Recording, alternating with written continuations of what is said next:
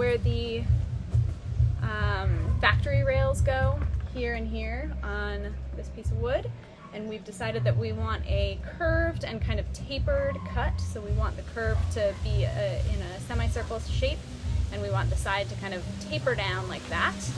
And so we measured out about 1 inch for our taper to occur, and drew some circles right here that will guide us as we use a jigsaw to cut these pieces to the right size for the roof. Safety first!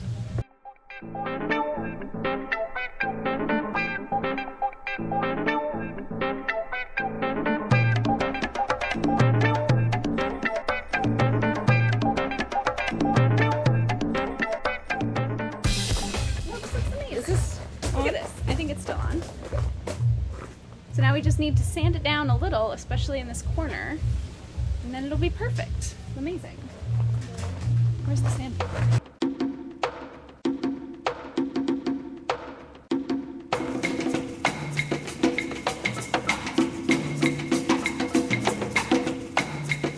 Look at how good this looks. Okay, so now we just gotta replicate this. We're making 3 boards in total. Wood, baby. I've got the angle wrong, baby. Right now, it don't matter because I got that wood, baby.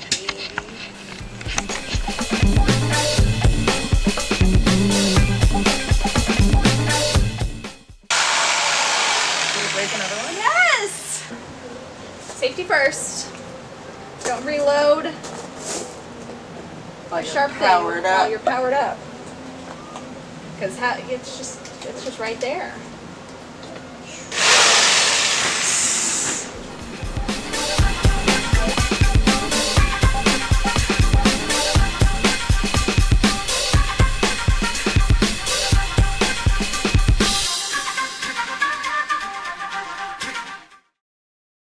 All right, so we switched out our tool for when our neighbor lends us. Let's see how it works.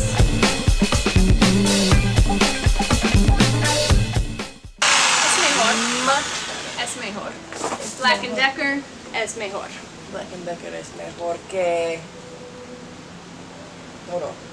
Que cada otra Brand. For this part, what I'm doing is we've got our pieces of wood. I am going up on the top of the roof to measure where the factory rails sit so that we can eventually drill holes that are on the outside of the factory rail. So we want to be able to put up a metal post that goes on, that goes around the factory rail through the wood. So that's what I'm doing here. Okay, I'm gonna hop up in the car. Will you hand me the wood? Okay, so I'm just marking where my factory rails will go. I'm numbering the pieces of wood because I think the size changes slightly as we go in the car. No idea to mark where the front of the view will go.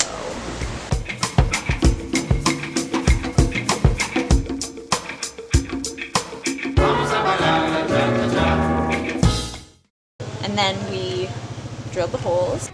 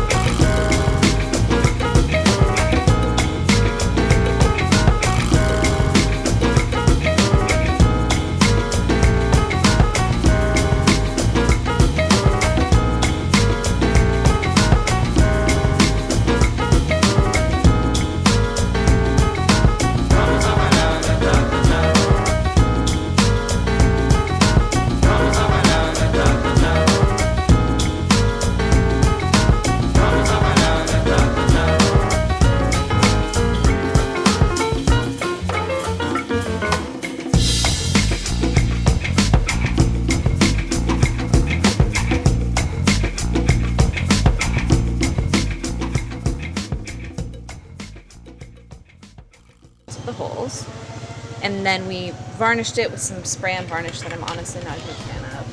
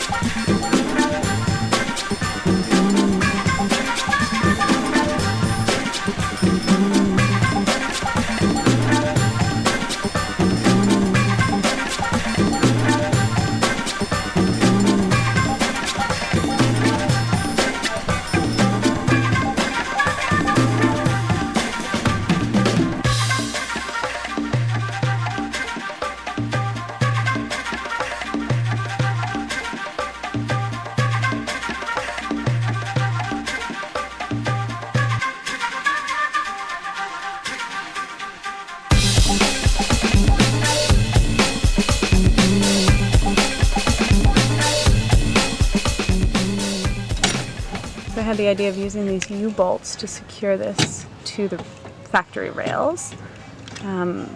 But the new problem is that they can't go quite tight. So we're trying to figure out how to keep them on here super tight. And we have figured out that if we just push the screws through a couple more times, it will actually go all the way flush as we want. This is basically exactly what we want this to look like. Then we might want to put a little bit of rubber just right here to seal up that gap, but otherwise, the other thing we might want to do is cut this metal so it's not kind of hanging over here, just for aesthetic reasons. But look at this.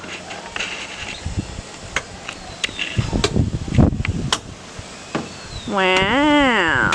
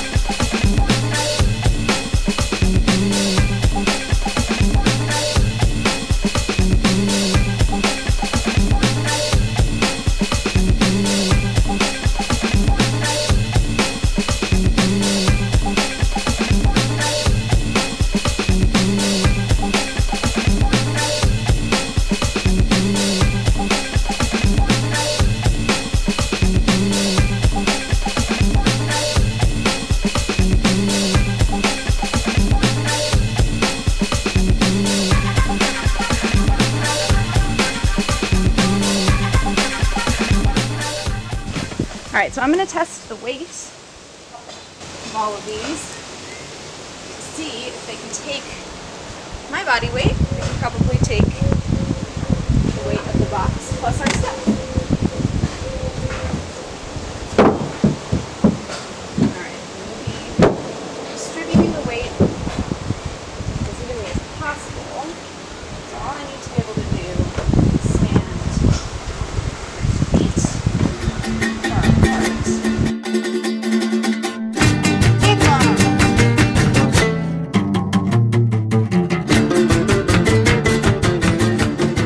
I can pretty easily say that the capacity of that is like 300 pounds dispersed.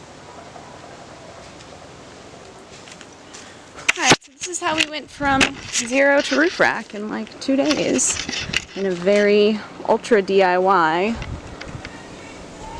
fashion, but it's kind of industrial chic. I kind of like it. Look at that.